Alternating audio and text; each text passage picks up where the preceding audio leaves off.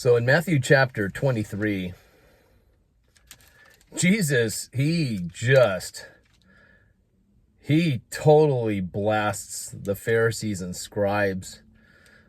Chapter 23, he calls them in verse 19, blind men. Verse 23, he calls them hypocrites.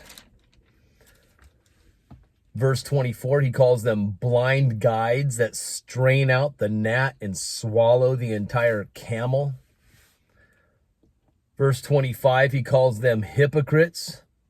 You clean the outside of the cup and the plate, but inside they are full of greed and self-indulgence. Verse 26, blind Pharisees, first clean the inside of the cup and plate, that the outside also may be clean. Verse 27 calls them hypocrites again. You're like whitewashed tombs, which outwardly appear beautiful, but within are full of dead people's bones and all uncleanness. Verse 28, he says, you also outwardly appear righteous to others, but within you are full of hypocrisy and lawlessness. Verse 29, once again, he calls them hypocrites.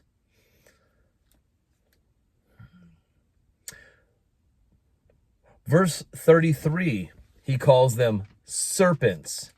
You brood of vipers. A brood is genema in Greek. It has the word gen, where we get genetics, genesis. Genesis means origin, right? Or genes, genetics. So genema is what the word brood is, which means offspring or the genetics. So guess what your genetics are? You are serpents, the offspring, the genes of a viper, poisonous snakes. Yeah, he blasts them really well, a lot. So in chapter 24 of Matthew, a very famous chapter of Matthew, Jesus sits on the Mount of Olives, which probably has just, if you were to just study, and he sat on the Mount of Olives in verse 3, there'd be a lot there, but we're not going to get into that today.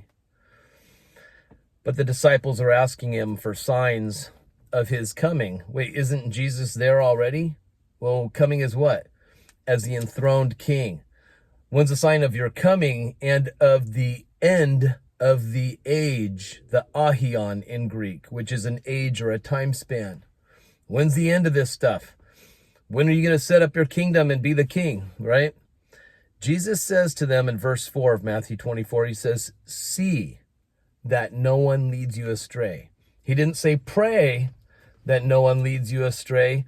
Father in heaven, please don't let anybody lead me astray. No, he's telling them to see to it.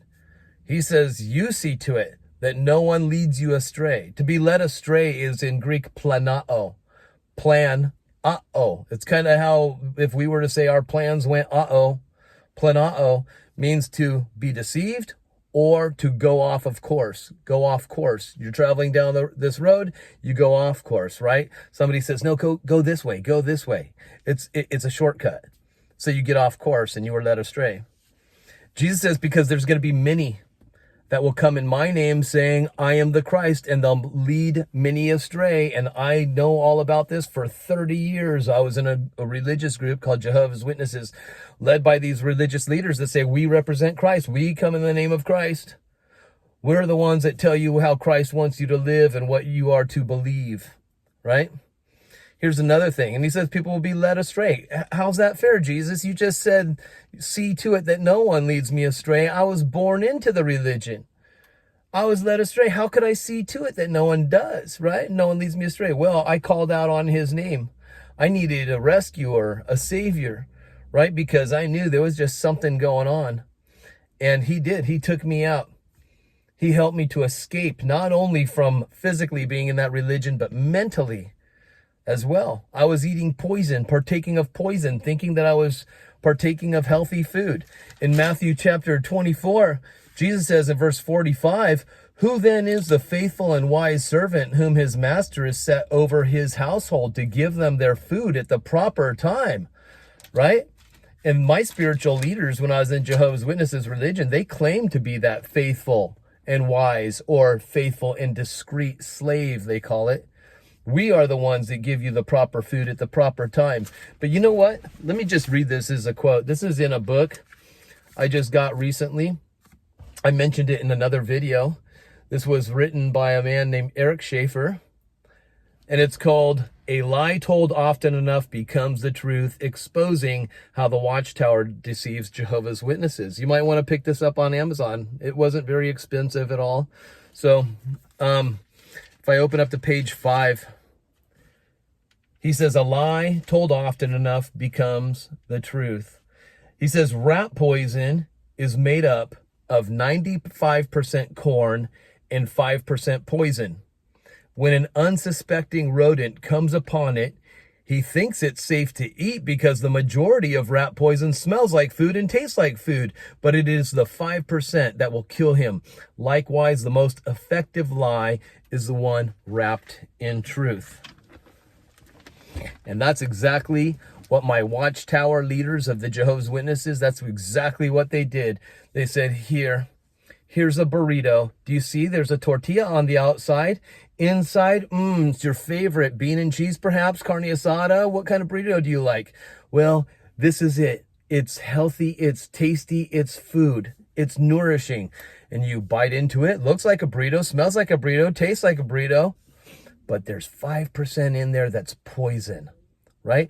I was slowly being poisoned all of my life, little by little, partaking of poison, and calling it, healthy spiritual food. But those men are exactly how Jesus described the scribes and Pharisees in chapter 23. Blind guides, hypocrites, offspring of vipers. They mislead on purpose. They put on this presentation on the outside, but on the inside, it's a whole different story. So Jesus says, see to it that no one leads you astray. So now that he rescued me out of that brainwashing, poisoning, lie-spreading system, right? That's what they call it, their system of things. Well, I got out of their system of things. So now I see to it that no one leads me astray, because now I do have Christ in me, and he is the truth. So if I tune into Christ in me and not tune into my favorite media station, or even tune into my favorite YouTube or Rumble or whatever I'm listening to, but I tune into Christ, then I won't be misled and led astray. Jesus says, you'll hear, now here's some things. He says people are going to come saying that they represent Christ in his name, but then he's also says that you will hear of wars. And here's another thing you're going to hear about. Not only are you going to hear of wars, but you're going to hear about rumors of wars. Rumors of wars. What's a rumor? In Greek, it comes from the Greek word akoe, which means what you are hearing or listening to. So rumors aren't always the truth. They might be trickled with a lot of truth, just like that rat poison. 95% of it is corn, but that 5% is poison. Just like the burrito that the Watchtower leaders serve, right? And I'm not talking literal burrito. I'm talking about their spiritual food. Looks like a burrito, smells like a burrito. It's got the tortilla, it's got all the stuff inside, but there's just enough poison to get you, right? So you're going to hear of real wars. Okay, you're going to hear about wars. If you're hearing of wars, it's probably because you're watching news, right? Whatever kind of news source you're listening to, the media, which are mediums. You understand? That's why they call it media. It comes from the word medium. A medium of what? Of whom? So you're going to hear of wars, but you're also going to hear of rumors of wars. See that you are not alarmed, for this must take place, but the end is not yet. The end is not yet. So we hear of wars all the time. But what about these rumors of wars? There was a movie called Wag the Dog. It was made in 1997. It starred Dustin Hoffman and Robert De Niro, famous actors. Robert De Niro plays this guy that's like this secret agent that works for the White House. And his job, see, here's what happens. The president of the United States in the movie has an affair with a young woman. He's a married man. He has an affair with a young woman. It gets exposed. Now all the media is talking about it, and the people in the U.S. are very upset at this president. And it just so happens to be at a time when the election is in 11 days from now. 11 days. So Robert De Niro's job is to somehow fix this situation, clean up this president's reputation, restore it, get the people to love him again, because we need to get him reelected. So now that this scandal is all over the news and the media, this is all they can talk about, right? Robert De Niro's job is to get his reputation restored with the people and get him reelected. And he's got 11 days to do it. So Robert De Niro goes to Dustin Hoffman. His character is this guy that is like a movie producer, and he's really good at special effects, right? Making special effects where they have a green screen, and then they have people in front of the green screen. And what the green screen does is it allows them to add things into movies and look like it's their surroundings. Like these people, they'll look up and it looks like bombs are dropping on them, and buildings are falling, and people are running for their lives, and all this stuff. So it looks like that. But what's really going on is there's a bunch of actors acting in front of a green screen. We'll add the bombs and all this, the buildings falling and all that stuff later on. You guys just act like you're scared, be terrified, very, very afraid. So they've got people running and stuff. They got this girl holding, I think it was a cat in her arms. She's running with this cat, trying to save this cat's life and her own. And now it's on TV and it looks real. It looks like a war is really happening. It looks like somebody's nation is under attack. And so they put this on the news. They put this on TV. And one of the lines in the movie is, if it's on TV, it must be real. It must be true. If it's on TV, it's got to be true. It's got to be real, right?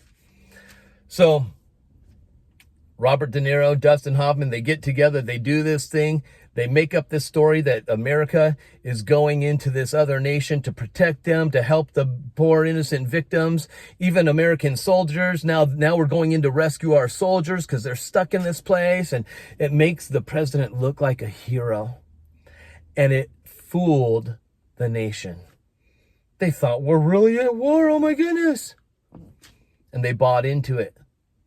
And this restored the president's reputation again. And now's the time not to get a new president. Let's get this guy. We got to get him in office, keep him there, right?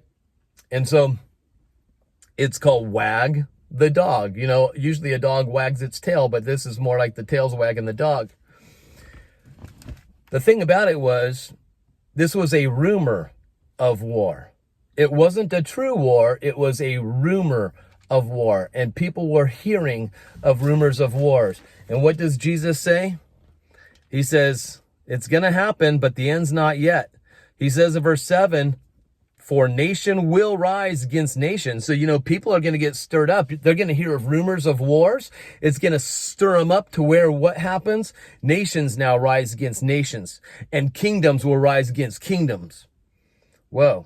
Because of these rumors. Do you understand? Not just because of the wars. Yeah, wars cause nation to rise against nation, kingdom against kingdom, but also the rumors will cause nation to rise against nation and kingdom against kingdom. People will be fighting each other. Do you understand?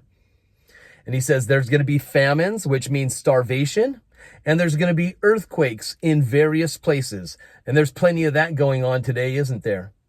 He says in verse 8, but all these things are just the beginning of birth pains. All these are but the beginning of the birth pains. In other words, the baby's kicking, birth pains are here. The birth is not yet to take place, but the baby's kicking, the birth pains are here. And this is proof of the times we're living in, you guys.